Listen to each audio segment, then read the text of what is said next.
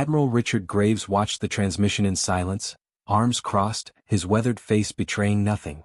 The hologram flickered in the dimly lit war room of the USS Independence, its massive form dominating the air before him. The creature's voice was deep, guttural, each word rolling like distant thunder. "We are the Zalvator Dominion," the alien intoned. "We have watched your kind struggle against the void, grasping at the stars with primitive hands. Your worlds, your people, your future, now belong to us." The image shifted to show their fleet, a brutal armada of dark, wedge-shaped dreadnoughts, some the size of small moons. Energy signatures pulsed along their hulls, weapons that could turn continents to ash. Then came the terms, delivered with smug certainty. Humanity would surrender and pay tribute, 1 million lives per cycle. Workers, soldiers, bodies to fuel the Dominion's expansion. Refusal meant annihilation. The transmission ended. Silence followed. Seated to Graves' left, Captain Elias Monroe exhaled through his nose, shaking his head. "They're not bluffing." Commander David Kessler leaned forward, his fingers steepled. "Of course they're not. They don't need to." His voice was level, but his eyes held a sharp edge. "This is what they do: arrive, demand submission, and crush anyone who resists." Graves let their words settle. The men in this room had fought in Earth's wars, commanded battles across the system. None of them were strangers to fear. Yet this was different. Earth had faced enemies before, but never like this. "Options?" Graves said at last. Monroe glanced around the table, then spoke. "We have none, sir. Not ones they'd accept." Graves turned his gaze toward the war map hovering above the table, a three-dimensional representation of the Sol system. His fleet, Earth's first fleet, was a formidable force, 500 warships, the culmination of a century of technological and strategic advancement. And yet, against an empire that had likely existed for millennia, they might as well have been wooden ships against steel. "We could stall," Kessler suggested. "Pretend to negotiate. Buy time to evacuate key installations." "And then what?" Monroe snapped. "Let them take the colonies? Take Mars? If we give them an inch, they'll never stop." Lieutenant Marcus Hayes, the youngest officer present, cleared his throat. "They think we're weak." All eyes turned to him. "They assume we'll roll over," Hayes continued. "Every species they've conquered probably did. They don't expect resistance. If we hit them first hard, we might." "We might what?" Monroe cut in. "Suicide charge a fleet 100 times our size? That's not strategy. That's desperation." Hayes held his gaze. "Desperation is where victory comes from, sir." Graves straightened, feeling the weight of a decision pressing upon him. He had commanded fleets, had sent men to die for causes deemed worthy. But this was humanity itself on the line. He turned back to the silent holoscreen where the Zalvator warlord had stood, sneering down at them as if they were insects. His fingers hovered over the console. A response was expected. No pleading. No bargaining. He entered a single word. "No." He sent it. For a moment there was nothing. Then the war room lights flickered as the fleet-wide alert sounded. The enemy had arrived. The Zalvator did not wait for diplomacy. They arrived in force. From the bridge of the USS Independence, Admiral Graves watched as space itself seemed to rip open. Hundreds of warships, their hulls glinting like obsidian blades, emerged from the rift. They moved with the precision of a predator, forming a perfect blockade between Earth and the void beyond. At the heart of their formation loomed a behemoth, Xipharian *, the Zalvator flagship, so vast it cast a shadow against the stars. A transmission request pulsed through the fleet's network. Graves nodded to his comms officer. "Put it through." The warlord appeared, his towering frame encased in battle-worn black armor, his eyes slitted and yellow. Jagged ridges ran along his skull, marking his rank. He was old, not withered, but honed, like a blade that had survived 1,000 battles. "I am High Warlord Vraxon of the Zalvator Dominion," he rumbled. "You were given a choice and you have chosen defiance." Graves met the warlord's gaze, unflinching. "We choose freedom." Vraxon exhaled, nostrils flaring. "You mistake this for a negotiation, primate. I do not offer terms a second time." His gaze swept over the humans assembled on the bridge. "Your fleet is a display of arrogance, a collection of fragile things pretending to be warships. You cannot win." Graves allowed himself a small, measured smile. "Then why are we talking?" A flicker of irritation crossed Vraxon's features, gone as quickly as it came. "It is custom to allow the defeated a moment to comprehend their fate. You may savor it." He gestured beyond the holofleet where his fleet loomed over Earth. I grant you this final mercy, submit now and your people will serve. Resist and your species will be erased. The bridge was silent. Officers sat rigid at their stations waiting for Graves to answer. He didn't hesitate. We're done here. He cut the feed. For a moment, there was nothing but the hum of the ship, the distant chatter of status reports. Then the warning klaxons blared. They're powering weapons, Monroe announced. Kessler's fingers danced over his console, analyzing the enemy formation. They expect a quick kill. They won't draw this out. Graves studied the tactical display, his mind already calculating. The Zalvator saw only what they expected, an inferior species making a doomed stand. But humanity had prepared for this day. They had learned from the past. The battle strategies of 1,000 wars, adapted and refined. The enemy believed victory was assured. That was their weakness. Execute Battle Plan Epsilon, Graves ordered. Across the fleet, engines roared to full power. The Independence led the charge, flanked by dreadnoughts and destroyers, their hulls gleaming with the blue glow of plasma shields. Smaller corvettes darted ahead, weaving between the enemy lines, disrupting formations before the first shots were fired. The Zalvator reacted, their dreadnoughts shifting into attack formations, their plasma cannons igniting with deadly energy. A fraction of a second later, the void erupted with fire. The first volley struck like a hammer. Zalvator warships unleashed a coordinated barrage, their beams searing through space, seeking to crush the human fleet before it could gain momentum. But the Independence and her sister ships moved in ways the Dominion had not anticipated. Kessler's voice was calm as he relayed fleet movements. They're focusing on brute force. No tactical adaptation. They don't think they need it. Monroe smirked. Let's teach them the value of humility. Human ships scattered, dodging and rolling through enemy fire, slipping into calculated attack vectors. Railguns thundered, sending tungsten slugs tearing through alien armor. Hyper-accelerated missile swarms locked onto vulnerable points in the Dominion's formation, breaking through weak links in their shields.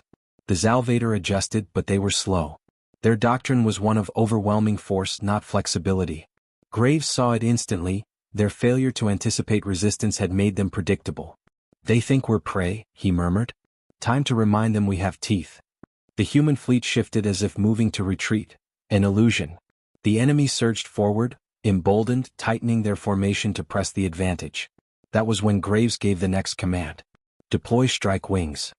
From hidden hangars, Earth's next surprise emerged, squadrons of stealth bombers, invisible to conventional sensors, racing toward the heart of the Zalvator fleet. By the time the Dominion realized the deception, it was too late. Explosions blossomed in the void. Zalvator capital ships shuddered as warheads detonated against their hulls, rupturing shield generators and tearing through command centers. Their once impenetrable line fractured. Enemy fleet destabilizing, Kessler reported, a hint of satisfaction in his voice. Graves didn't hesitate. Press the attack.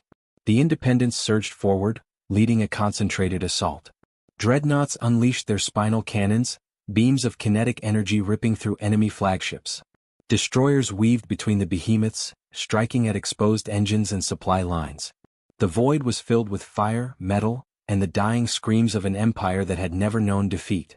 And then the Zypharian moved. The flagship fired a barrage so powerful it ripped through 3 human cruisers in a single shot. Its weapons were beyond anything humanity had ever faced.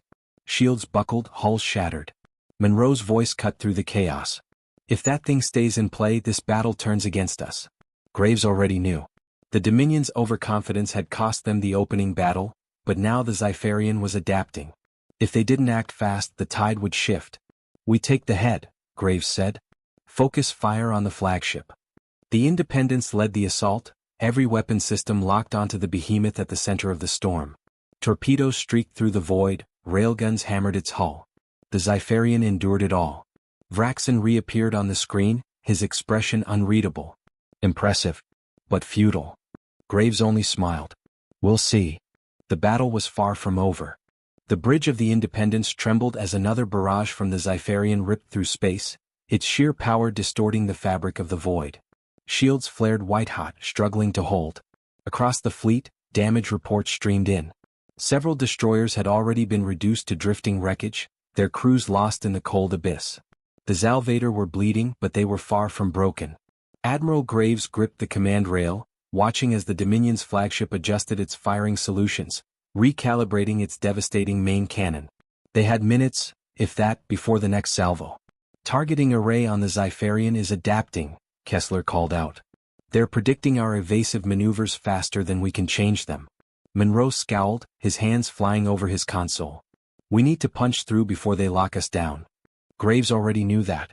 The fleet had landed its blows, but this was the moment that determined everything. If the Zalvator flagship remained in play, their advantage would crumble. The enemy's losses wouldn't matter if they could still bring the hammer down. Lieutenant Hayes, status on the Dreadnought squadron? Formed up, sir, but they can't close in without getting torn apart. The Zypharian's flak grid is too thick. Graves narrowed his eyes at the tactical display, mind racing. The Dominion had designed their flagship for invulnerability, redundant shield generators, overlapping defensive fields, weapon systems covering every angle.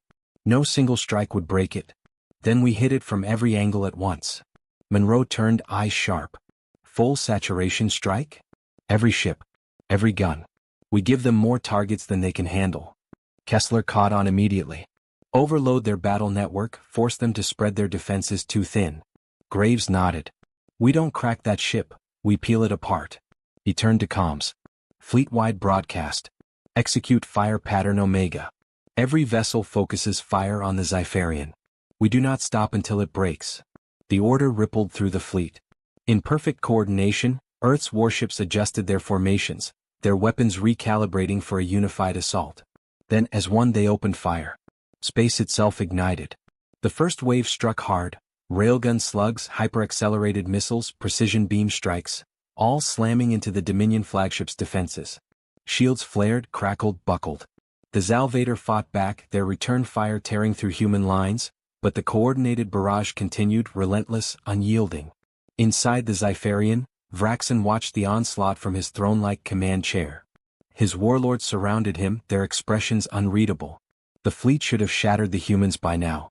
No species had ever resisted the Dominion for this long. And yet, here they were, hammering his ship like they believed they could win. Increase power to forward shielding, he ordered. Crush their center line. Break their cohesion. Tactical officers complied. The Zypharian's shield generators roared, diverting power to counter the overwhelming barrage. Its main cannon began to cycle again, energy coalescing for another planet-breaking strike. Graves saw it coming. Now, he commanded. From the periphery of the battlefield, long-dormant vessels powered to life. The stealth corvettes, silent until now, uncloaked and burned hard toward the flagship. With the Zalvator focused on the main fleet, they slipped into the gaps, evading defensive fire, moving into attack position. Then they struck. Explosions rippled across the Zypharian's underbelly as the corvettes unloaded their payloads, bunker-buster torpedoes designed to pierce deep before detonating. Fire and debris billowed from the impact zones. Internal systems flickered. For the first time, the Zypharian staggered. On its bridge, alarms howled. Vraxen rose from his throne, fists clenched. Report. Damage to lower decks, a technician barked. They're inside our shield perimeter. The realization struck with cold finality. They had underestimated these creatures. Their instincts had screamed weakness, but this was something else. These humans were not prey. They were hunters. Graves didn't wait. Full push. All capital ships advance. The human fleet surged forward, taking the advantage. Close-range cannons thundered, slicing through the wounded flagship. The Zypharian's return fire grew erratic, its coordination fraying. Its invulnerability, its arrogance, was failing. Then came the kill shot. The Independence moved into position, its forward cannons charging. The ship's AI calculated vectors, target locks resolving. The moment the shields wavered, Monroe slammed the firing control. A final, massive railgun round, dense, hyper-accelerated, engineered to punch through the thickest hulls, ripped through the Zypharian's command center. The impact was instant. Vraxen barely had time to register it before the bridge imploded. A chain reaction of rupturing bulkheads and reactor failures tore through the ship's superstructure. Secondary explosions consumed entire decks. The Zypharian, the heart of the Dominion's invasion force, shuddered one final time, then detonated in a fireball so bright it cast shadows across the void. Silence followed. The Zalvator fleet, leaderless, hesitated. And then one by one they began to retreat. The bridge of the Independence was silent, save for the hum of systems running at full capacity. The Zalvator flagship was gone, its wreckage scattered across the void like a shattered monument to its empire's arrogance. The afterglow of its destruction still burned against the black, a testament to the impossible victory humanity had just seized. But Graves knew better than to celebrate too soon. "Status on the remaining enemy ships?" he asked, voice calm despite the weight pressing on his chest. Kessler studied his display, fingers working rapidly across the interface. "Some are breaking formation, moving toward deep space. Others, still holding position, sir." Graves frowned. The Dominion should have been in full retreat. Their warlord was dead, their flagship reduced to scrap, and their battle formations shattered. Yet some of their vessels remained, lingering at the edge of the battlefield like wolves deciding whether to flee or fight. That wasn't submission. That was hesitation. Monroe leaned forward, watching the tactical display with a scowl. "They're waiting for something." Then the remaining Zalvator ships came to life. Engines flared. Weapons surged with power. The largest of them, a battlecruiser marked with the insignia of a warlord, turned its prow toward the Independence. "They're not running," Hayes breathed. "They're making a last stand," Kessler corrected grimly. Graves understood now. To the Zalvator, surrender was worse than death. The Dominion was built on absolute supremacy. To retreat, to yield, was to invite annihilation from within. Even without their leader, they could not accept defeat. They would die before admitting weakness. His fingers tightened on the command rail. "Then we finish this." The fleet responded before the order was even spoken. Human warships reformed into attack formations, battered but unbroken. Frigates repositioned, dreadnoughts lined up their spinal cannons, and strike wings prepped for another run. "Give them nothing," Graves said. "Target all remaining hostiles. Wipe them out." The void erupted once more. What remained of the Zalvator forces launched their final attack, hurling themselves forward with ruthless aggression. Their plasma lances scorched through space, carving glowing scars across the hulls of human vessels. A Dominion battlecruiser slammed into an Earth destroyer, sending both ships spinning into a mutual inferno. But the tide had already turned. Graves watched with unwavering focus as his fleet encircled the enemy, corralling them like beasts driven to slaughter. Human weapons tore through alien hulls. Railguns shattered command bridges. Torpedoes gutted warships from within. One by one, the last of the Dominion ships died, their desperate charge turning into a massacre. The final Zalvator vessel, a cruiser barely holding together, drifted on failing engines. It sent no transmission. No plea. Just silence. Then Monroe fired a single shot. The cruiser split apart, its burning remains joining the graveyard of its fallen brethren. Kessler exhaled slowly. "It's over." Graves didn't answer right away. He studied the wreckage, the floating debris that had once been an unstoppable force.